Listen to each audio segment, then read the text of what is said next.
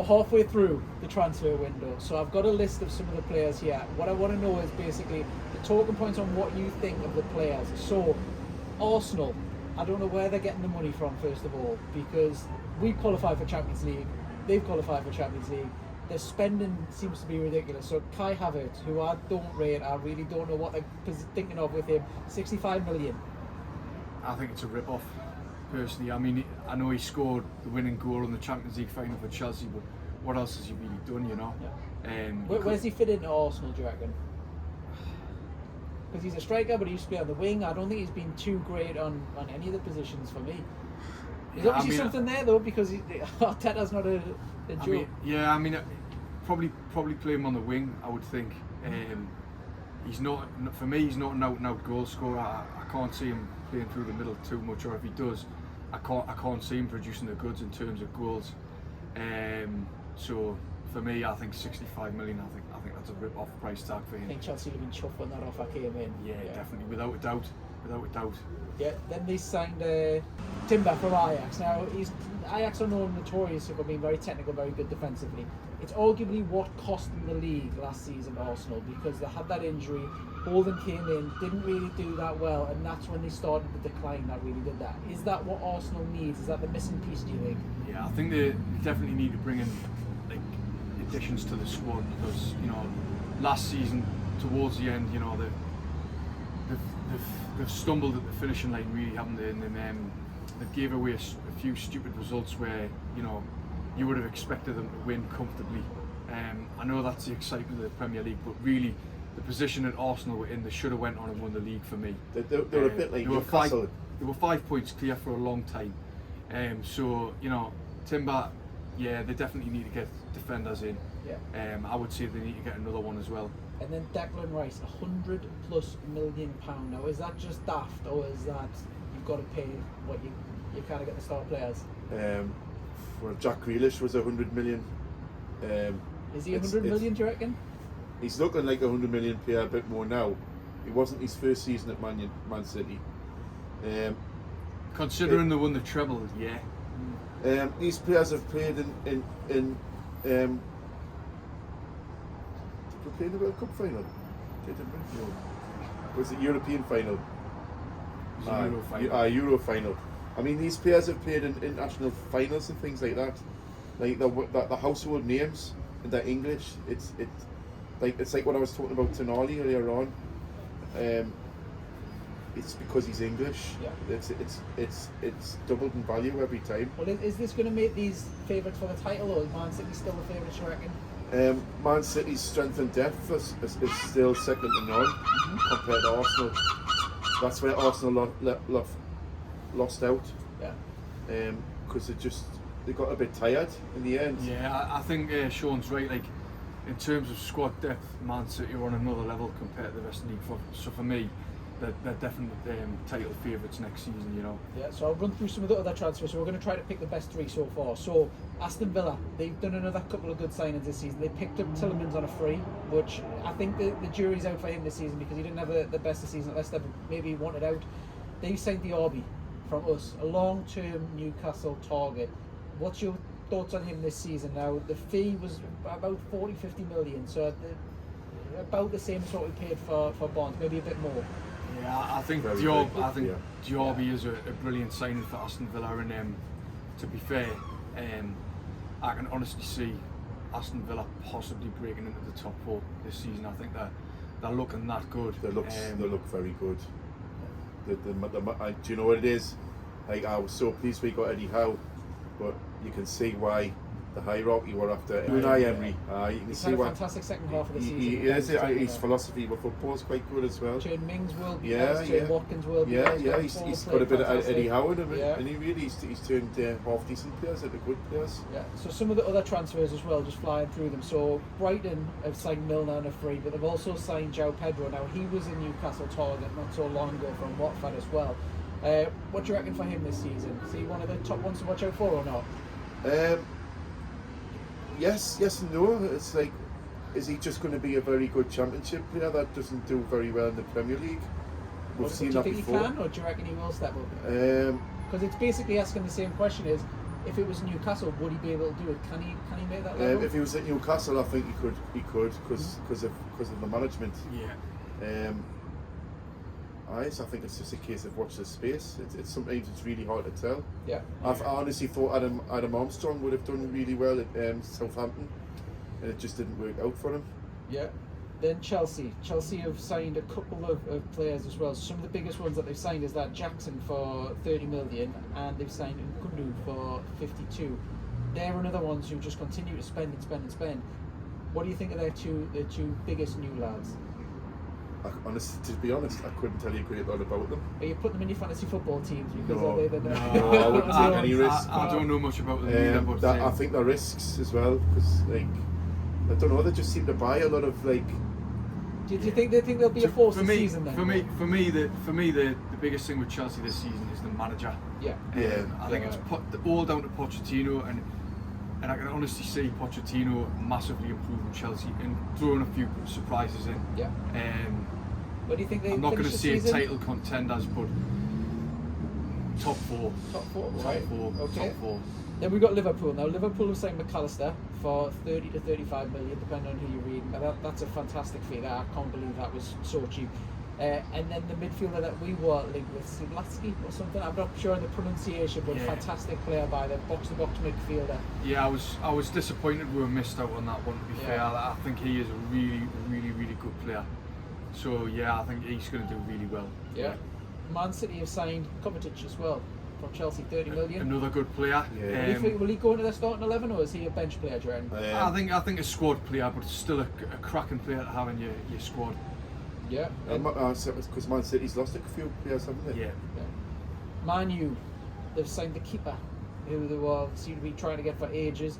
Nearly 50 million for him, Mount 60, and then Johnny Evans free. What's your thoughts on there? What does that do to Man U? I think three really good signings. To be fair, I would have took Johnny Evans at Newcastle. Experienced defender, he's won the league, he's won trophies throughout his career. Low risk as well, you've got him on a free. Low risk, you know, and I know he got relegated with Leicester, but you know, I've watched enough of Johnny Evans to be convinced that he'd do well anywhere he goes. So I think Man U have done quite well there. Mount and the keeper? Well, I mean, did the gear need replacing? Because they did offer him a contract later on. I think so. I think his time there was coming to a bit of an end. He'd had a couple of dodgy seasons. You know, like we know how brilliant he could be on his day, but I think an error in him. I think he had the error in him, and I think Ten Hag's looking at consistency with the goalkeeper. You know. Yeah. So I think they've probably sorted that. And Mount, do you reckon with Mount? 60 million if you read reports. Well, if you're looking at Declan Rice for 100 million, then Mason Mount, that's an absolute bargain, really, in the day's transfer market. Yeah. I'm surprised he's not going for 70 or 80 million, to be honest. And I'm disappointed Newcastle didn't go for him. Well, you mentioned Newcastle, and the other video that we did just before was about Newcastle transfer, so I'll not talk too much on that because we've gone through that. Watch the video if you want to see that. Tottenham, though, they managed to sign Maddison, who again, it seems to be everyone on this list is a Newcastle target, 40 million. Yeah. And is he what Tottenham need? Yes, because they got rid of Ericsson and they've never replaced him. So what I'll ask you is now then, is I need from that list of all the big transfers that's happened so far, what's your top three in order? So if you want to go bottom to top, so a lot to pick from there. It's been a busy transfer window so far. I'll go through mine first. I'll be nice. So third, I'll say Diaby. I think he'll be fantastic for Aston Villa. I know they've got a lot of wingers and stuff, but I think he'll be absolutely fantastic. Then the second player I'll go for is Mount. I said this off camera beforehand, I can't believe Chelsea have let him go. I think he's absolutely fantastic. Possibly better than Mount, better than Declan Rice. I think he gets a lot of that, but for me, he can play a number of positions. He can play on the wing just as good. His set play is fantastic. Top, I'll obviously have to go for Rice. I think in that system with Arsenal, I think he'll fit in like a glove. I think he'll really push them up a level. Not that they can go up too many more levels because they nearly won the Premier League, but that's my top three. What do you reckon for yours? I'm going to go for Declan Rice top. Agree with you on that one. Second, I'm going to say Onana, the Man United goalkeeper. Seen enough of him in the European leagues. I think he's really, really good keeper, phenomenal goalkeeper. The only one outside of the top European leagues I would probably say Oblak. but I think he's on par with Onana. So I think he's a really good signing. Third, I'm going to go Harvey Barnes, Newcastle. Yeah. You expecting big things from him this season? Yeah. I think he's got that end product, Chris. And like I said before, you look at his stats. For someone who's played in a team that's just got relegated, to score that many goals and get that many assists, I think a really, really good player we've got on our hands there. So he seems like an Eddie Howe player. He seems like he'll thrive. And he's still only 25 as well. So, I mean, just to touch on it a little bit, then, could you see? I know we talked about this in the last video a little bit. Can you see Gordon being moved into just behind the striker then, just to facilitate Barnes so it can play? Possibly. Look to get Gordon in behind. That's they're arguably you could play the same Gordon position that they're going to be fighting out for this season. So unless you can find a system that suits all of them. I think Gordon could be the attacking midfielder out of three. You could try him in that system, whether or not it work or not. Potentially it could. So, well, he played as like a striker in the Euros, didn't he? Yeah. Got some goals as well. I did, yeah. You know what he reminds me of when he does play forward in forward positions? Bellamy, with his pace and running at players. Do you know what I mean? Don't think we've seen the best of him yet. I think there's so much potential in him. You never know in the next 3 or 4 years he might not be a winger anymore, he might be playing somewhere else for Newcastle. So what's your top three then? Declan Rice, pure and simply because I always knew he was good, but then when I seen him play here in the 1-1 game at St James's Park, he's outstanding. I don't think there was one Newcastle fan in the ground that didn't appreciate how well he played. He's and done how that good a lot as well. It wasn't just that one game. Yeah. Cracking player. Maddison, because I think for his price, he's a fantastic player, and he will change Tottenham dramatically because they have missed Eriksen so much. Do you think, because obviously he's going to link up a lot with Harry Kane, and they know each other from England, they'll play a lot. Do you think that's going to be absolutely devastating for the Premier League this season? Yeah, I think Tottenham have desperately missed that over the past couple of seasons. And like Sandy said, my third choice is Harvey Barnes. I'll be honest, I think he's one of them players who's done really, really well, but he's gone under the radar of a lot of people, including myself. But when you watch him, he's a really good player, and now he's going to be under the limelight, and he's going to be playing with better players. He could go places. You definitely could, and you look at how well he's done.